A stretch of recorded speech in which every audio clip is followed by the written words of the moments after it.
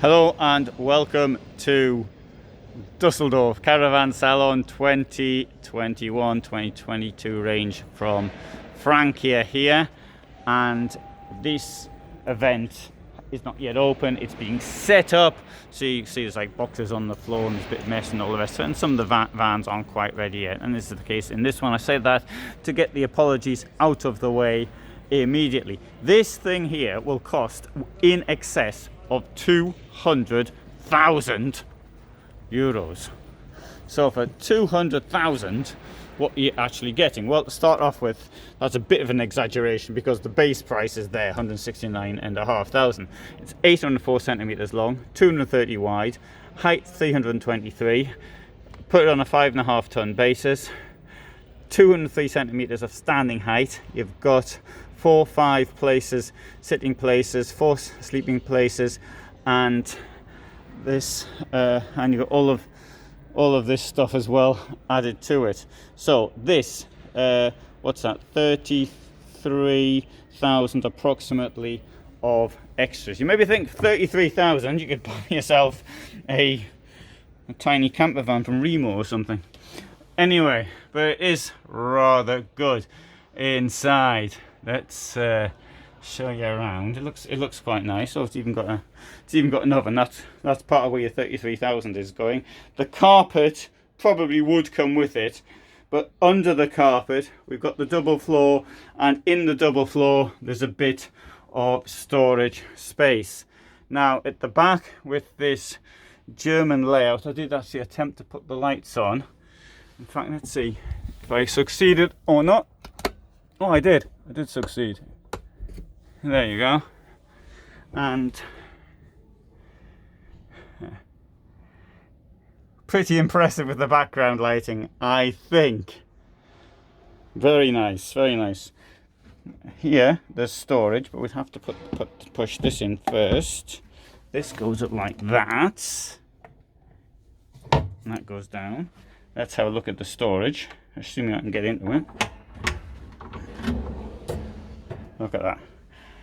I find these pull-out things to be really useful, really great. I mean, I've got one in my own van, but not a big one like that. I've got one in the kitchen, and it really makes things much easier. Look at that. For your shirts and things like that, that's, I think, just the job.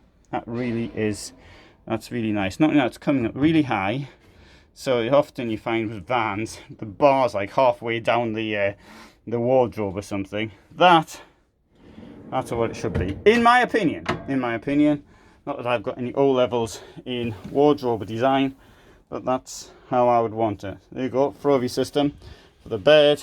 Mattress is pretty heavy, which may well be an indication of quality, or could be an indication of me not having any strength.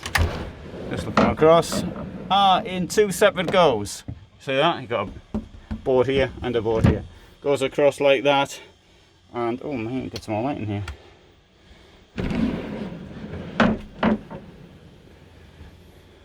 And if you want, you can sort of shut yourself in here. If you don't want to have any them people up front, you don't want to have them, so you use the toilet. Let's use the toilet with this closed.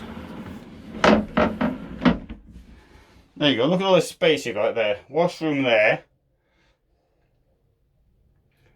You got an aircon unit up there, which will takes the damp air out. 2-way. And look at all the space. Pretty good, isn't it? Look, it's enormous. Alright, you can put your hair, make your hair even more immaculate in the mirror.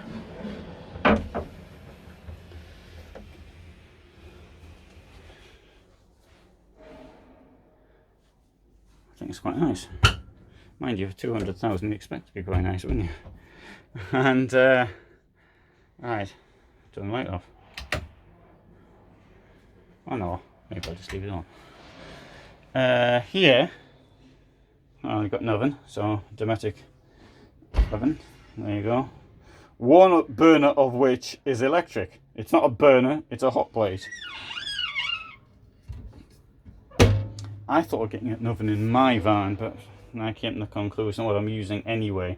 Using the stoneware, which I think is probably just as well. Everybody seems to ask me, not everybody, lots of people, what about a microwave?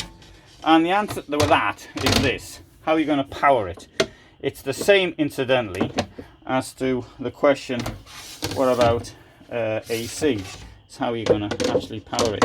If it works only on hookup, then you've got to ask yourself the question, is it worth actually paying for one to be put into the van, or should you just go get one from Tesco's or something, and or Walmart, and let that and use that instead? It is, of course, possible to power a using an inverter, but I mean the batteries, you really go for the top end. Well, top end, but you have to go for lithium batteries. Incidentally, which are getting considerably cheaper. Right, there's the Aldi system. You may have noticed that was in the toilet. This is the glycol. Is that the voice in English? I can't remember now. Anyway, that's the fluid, the heating fluid thing. And Aldi is it's very, very good way of keeping your van nice and warm. Now anyway, right, so I won't be demonstrating how the bed comes down, because but actually that comes lock, and then I need two hands, because I need to hold that and that at the same time, but and I can't, because I need one hand holding the camera. The dog's not here, otherwise I've got the dog to do it. But anyway, it's a very useful bit of information up here. It says, before moving the bed, make sure that no persons or loads are on the bed. So if you want to push the bed up, do make sure that there's nobody in the bed when you push it up. So it could just happen, you might notice somebody's actually lying up there when you push it up, and you won't see them until you put the bed down in the following evening and the person has been squashed. Let's have a look at some of these. Also, you can see that normally, when you open one of these things up, everything falls out. Well, I think there's less chance of it here. Having said that, though, that ledge, that could be improved upon. And also feel how light it is to the touch. Table will come out, giving more space by this much. So, and you've got this wonderful panoramic window up front. Here you've got your electrics, you can see what's going on inside. So if I wanted to turn the lights off, I'd press this. Now if I want the 12 volt off, press that. And it'll go off after a short while, I think. Eventually it'll go off, maybe. Well, we'll assume it goes off. Oh, we've got the lights down here as well. Obviously I haven't turned the thing off properly. Never mind, you got the impression. I think these things are pretty daft myself, keeping glasses up there. I think it looks a bit naff, but then again, other people might say that looks alright. I do find the cupboards in here really impressive, to be quite honest, the way they are. You feel it's sort of quality. Alright, let's have a look outside. Oh, I'll have a look at this as well. This is, there you go. That's for keeping bottles in, or cans. Alright, if you're wondering where you keep the keys on the floor down there. That's, nobody ever think of looking for them there. Let's have a look around the outside.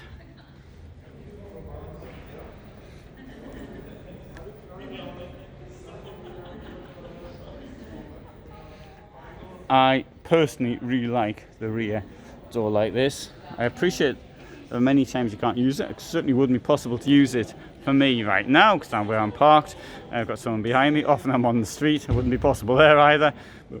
But there are many times it would be possible. And in those times when it wouldn't be possible, I do have this door here. In there, easily get a couple of bicycles. You may say, wouldn't it be nice if you had a door on the other side as well? Well, perhaps. You may say for 203,000 euros, I would want the door on the other side as well.